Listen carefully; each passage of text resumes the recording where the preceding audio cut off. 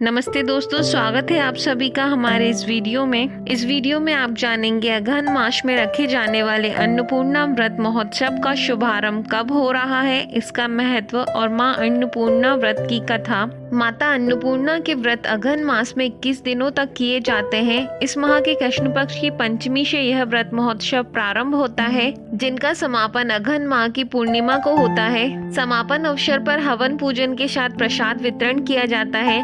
इसके अलावा कई व्रतधारियों के द्वारा 5, 11 या 17 दिनों तक के व्रत भी अपनी सुविधा के अनुसार रखे जाते हैं। इस साल माता अन्नपूर्णा के यह व्रत 2 दिसंबर से प्रारंभ हो रहे हैं। माता अन्नपूर्णा का 21 दिवसीय यह व्रत अत्यंत चमत्कारी फल देने वाला होता है। इस व्रत में अगर व्रत न कर सके तो एक समय भोजन करके भी व्रत का पालन किया जा सकता है।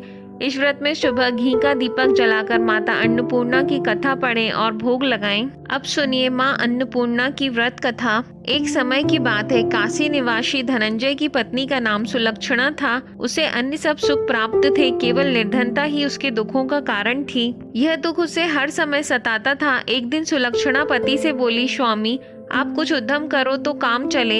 इस प्रकार कब तक काम चलेगा? सुलक्षणा की बात धनंजय के मन में बैठ गई और वह उसी दिन से विश्वनाथ शंकर जी को प्रसन्न करने के लिए बैठ गया और कहने लगा, हे देवादिदेव विश्वेश्वर, मुझे पूजा पाठ कुछ आता नहीं, केवल तुम्हारे भरोसे बैठा हूँ। इतनी विनती करके वह 2-3 दिन भूखा प्यासा बैठा रहा। यह देखकर भगवान शंकर ने उसके कान में अन्नपूर्णा अन्नपूर्णा अन्नपूर्णा इस प्रकार 3 बार कहा। यह कौन क्या कह गया? इसी सोच में धनंजय पड़ गया कि मंदिर से आते ब्राह्मणों को देखकर पूछने लगा, पंडित जी अन्नपूर्णा कौन है? ब्राह्मणों ने कहा, तू अन्न छोड़ बैठा है सो तुझे अन्न की ही बात सूझती है, जा घर जाकर अन्न ग्रहण कर। धनंजय घर गया, स्त्री से सारी बात कही। वह बोली, नाथ चिंता मत करो, स्वयं शंकर जी ने यह मंत्र दिया है, वे स्वयं ही खुलासा करेंगे, आप फिर जाकर उनकी आराधना करो। धनंजय फिर जैसा का तैसा पूजा में बैठ गया। रात्रि में शंकर जी ने आज्ञा दी, कहा तू पूर्व दिशा में चला जा, वहाँ अन्नपूर्णा का नाम जपता जाता जा और रास्ते में फल खाता, झरनों का पानी पीता जाता। इस प्रकार कितने ही दिनों तक चलता गया। वहाँ उसे चांदी सी चमकती वन की शोभा देखने में आई। सुंदर सरोवर देखने में या उसके किनारे कितनी ही अप्सराएं झुंड बनाए बैठी थीं, एक कथा कहती थी और सब माँ अन्नपूर्णा इस प्रकार बार बार कहती थी। यह अगहन मास की उजेली रात्रि थी और आज से ही व्रत का आरंभ था। जिस शब्द की खोज करने वह निकला था वह उसे वहाँ सुनने को मिला। धनंजय ने उनके पास जाकर पूछा, हे देवियों आप यह क्या करती हो? उन सब ने कहा, हम सब माँ अन्नपूर्णा का व्रत करती हैं। व्रत करने से क्या होता है? यह किसी ने किया भी है? इसे कब किया जाए? कैसा व्रत है और कैसी विधि है? मुझसे भी कहो। वे कहने लगी, इस व्रत को कोई भी कर सकता है। 21 दिन तक के लिए 21 गांठ का सूत लेना चाहिए।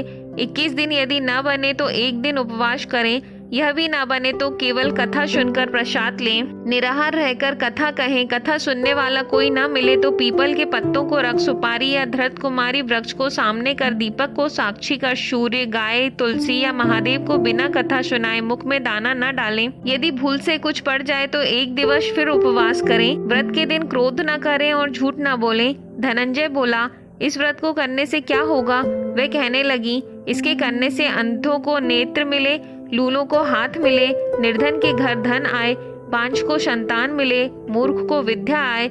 जो जिस कामना से व्रत करे माँ उसकी इच्छा पूरी करती हैं। वह कहने लगा, बहनों मेरे भी धन नहीं है, विद्या नहीं है, कुछ भी तो नहीं है, मैं तो दुखिया ब्राह्मण हूँ, मुझे इस व्रत का सूत दोगी? हाँ भाई, तेरा कल्याण हो, तुझे देंगी, ले इस व्रत का मंगलसूत्र ले। धनंजय ने व्रत किया, व्रत पूरा हुआ। तभी सरोवर में से 21 खंड की स्वर्ण सीढ़ी हीरा मोती जड़ी हुई प्रकट हुई। धनंजय जय अन्नपूर्णा अन्नपूर्णा कहता जाता था। इस प्रकार कितनी ही सीढ़ियां उतर गया तो क्या देखता है कि करोड़ों सूर्य से प्रकाशमान अन्नपूर्णा का मंदिर है। उसके सामने स्वर्ण सिंहासन पर माता अन्नपूर्णा विराजमान है। सामने भिक्षा हेतु शंकर भगवान खड़े हैं। देवांगनाएं चंबा डुलाती हैं, कितनी ही हथियार बांधे पहरा देती हैं। धनंजय दौड़कर जगदम्बा के चरणों में गिर गया। देवी उसके मन का कलेश जान गई। धनंजय कहने लगा, माता आप तो अंतर्यामिनी हो, आपको अपनी दशा क्या बताऊं? माता बोली, मेरा व्रत किया है, जा संसार तेरा सत्कार करेगा। माता ने धनंजय की जीवा पर बीज मंत्र लिख दिया। अब तो उसके रोम रोम में विद्या प्रकट हो गई। इतने में क्या देखता है कि वह काशी विश्वनाथ के मंदिर में खड़ा है। माँ का वरदान ले धनंजय घर आया। सुलक्षणा से सब बात कही। माताजी की कृपा से उसके घर में संपत्ति उमड़ने लगी। छोटा सा घर बहुत बड़ा गिना जाने लगा। जैसे शहद के छत्ते में मक्खियां जमा होती हैं, उसी प्रकार अनेक सगे संबंधी आकर उसकी बड़ाई करने लगे। कहने लगे, इतना धन, इतना बड़ा घर, सुंदर संतान नहीं तो इस कमाई का कौन भोग करेगा। सुलक्षणा से संतान नहीं है, इसलिए तुम दूसरा विवाह करो। अनिच्छा होते हुए भी धनंजय को दूसरा विवाह करना पड़ा और सती सुलक्षणा को सौत का दुख उठाना पड़ा। इस प्रकार दिन बीतते गए। फिर अगहन मास आया। नए बंधन से बंधे पति पत्नी से सुलक्षणा ने कहलवाया कि हम व्रत के प्रभाव से सुखी हुए हैं, इस कारण यह व्रत छोड़ना नहीं चाहिए। यह माताजी का प्रताप है जो हम इतने संपन्न और सुखी हैं। सुलक्षणा की बात सुनकर धनंजय उसके यहाँ आया और व्रत में बैठ गया। नई बहू को इस व्रत की खबर नहीं थी। वह धनंजय के आने की राह देख रही थी। दिन बीतते गए और व्रत पूर्ण होने में 3 दिवस बाकी थे कि नई बहू को खबर पड़ी। उसके मन में ईर्ष्या की ज्वाला दहक रही थी। सुलक्षणा के घर आ पहुंची और उसने वहां भगदड़ मचा दी। वह धनंजय को अपने साथ ले गई। नए घर में धनंजय को थोड़ी देर के लिए निंद्रा ने आ दबाया। इसी समय नई बहू ने उसका व्रत का सूत तोड़कर आग में फेंक दिया। अब तो माताजी का कोप जाग गया। घर में अकस्मात आग लग गई। सब कुछ जलकर खाक हो गया। सुलक्षणा जान गई और पति को फिर अपने घर ले आई। नई बहू रूठकर पिताजी के घर जा बैठी। पति को परमेश्वर मानने वाली सुलक्षणा बोली, नाथ घबराना नहीं, माताजी की कृपा अलौकिक है। पुत्र कुपुत्र हो जाता है पर माता कुमाता नहीं होती। अब आप श्रद्धा और भक्ति से आराधना शुरू करो, वे जरूर हमारा कल्याण करेंगी। धनंजय फिर माता के पीछे पड़ गया। फिर वही सरोवर सीढ़ी प्रकट हुई, उसमें माँ अन्नपूर्णा कहकर वह उतर गया।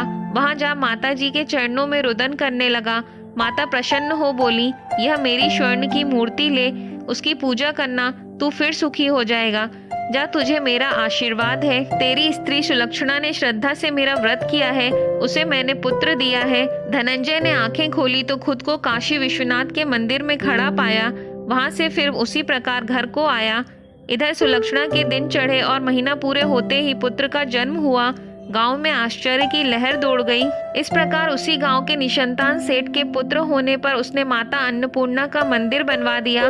उसमें माता जी धूमधाम से पधारी, यज्ञ किया और धनंजय को मंदिर के आचार्य का पद दे दिया। जीविका के लिए मंदिर की दक्षिणा और रहने के लिए बड़ा सुंदर सा भवन दिया। धनंजय स्त्री पुत्र सहित वहां रहने लगा। माताजी की चढ़ावे में भरपूर आमदनी होने लगी। उधर नई बहू के पिता के घर डाका पड़ा, सब लुट गया। वे भीख मांगकर पेट भरने लगे। सुलक्षणा ने यह सुना तो उन्हें बुलौआ भेजा, अलग घर में रख लिया और उनके अन्न वस्त्र का प्रबंध कर दिया। धनंजय, सुलक्षणा और उसका पुत्र माताजी की कृपा से आनंद से रहने लगे। माताजी ने जैसे इनके भंडार भरे वैसे सबके भंडार भरे। इसी के साथ यह कथा समाप्त होती है। यदि वीडियो अच्छा लगा हो तो चैनल को लाइक, शेयर और सब्सक्राइब करें। धन्यवाद।